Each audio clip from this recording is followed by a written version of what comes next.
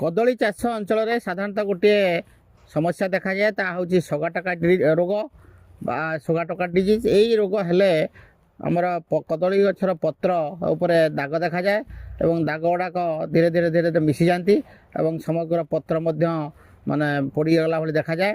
तेणु ये जो सगाटका रोग ये रोग पर गोटे परिचालना दरकार जे प्रथम देखा आम जे आमर प्रतिरोधी विहन व्यवहार करवा आउ लगेला बेले आम कदली गछ लगेला बेले आम देखा जे टिके व्यवधान टे अधिका रखा कारण आमर कदली गछर उच्चता अनुसार व्यवधान थाए भिन्न भिन्न भिन्न व्यवधान थाए तथापि आम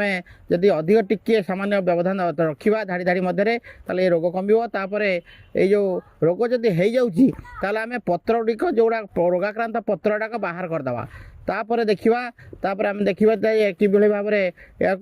कवकनाशक द्वारा नियंत्रण करहब जो प्रभाव प्रोपिकनाजल प्रोपिकनाजल को प्रति लिटर पानी रे 1 मिली हिसाब से आम मिसई सिंचन कले काम दब बा टेबुकोनाजल जदि आम प्रति लिटर पानी रे जे आम 2 ml हिसाब से मिसई सिंचन करवा ताले ये काम दब किंबा अन्य कवकनाशक रही जोटा क्लोरोथालोनिल जोटा रही से 1.5 ग्राम हिसाब से आम जदि दबा 2 ग्राम हिसाब से दबा सिंचन करवा ताले यही जो सगाटका रोगटा नियंत्रित हो पार। तेणु ये सगाटका रोगर नियंत्रण परिचालना गोटे सब यही सब व्यवस्था ग्रहण कले जाकि आम उत्तम फसल पाई परिबा।